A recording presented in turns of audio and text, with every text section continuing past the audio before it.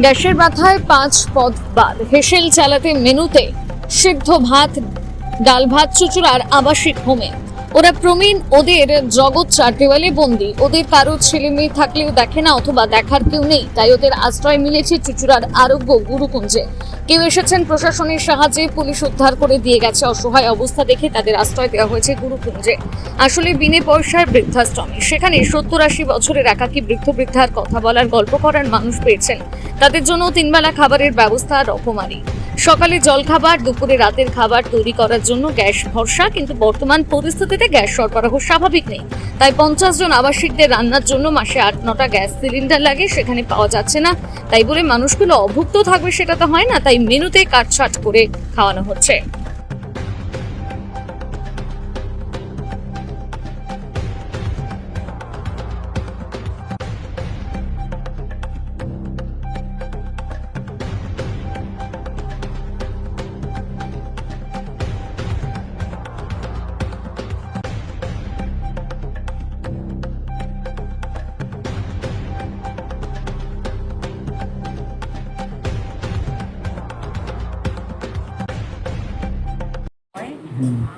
আমাদের খাওয়া দাওয়া প্রতিদিন ডাল মাছ ভাজা একটা তরকারি মোটামুটি ভালোই খাওয়া হয়।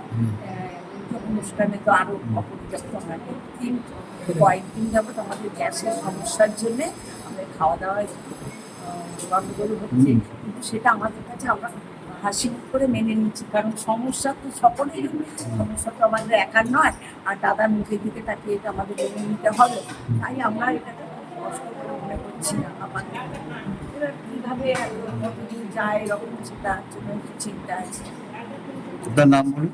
শ্যামল দাস। কিভাবে চলছে? গ্যাসের ক্রাইসিসে আমাদের অত্যন্তই অসুবিধা। আমরা 3-4 দিন ধরেই খুব চিন্তা। আমাদের উপরে প্রত্যেকদিন রাত্রে আমরা মিটিংও করলাম, আমাদের সেক্রেটারি একটা মিটিংও ডাকলো জরুরি ভিত্তিতে।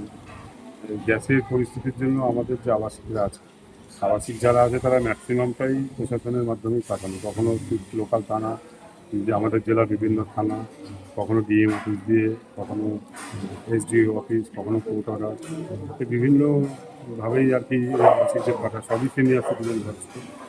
এদের যে 3 বেলার খাবার, সেইটা আমাদের এখন জ্বালানির জন্য অলরেডি আমাদের গ্যাস কোম্পানি 3 দিন আগেই জানিয়েছি যে গ্যাস কিন্তু আমরা দিতে পারবো না।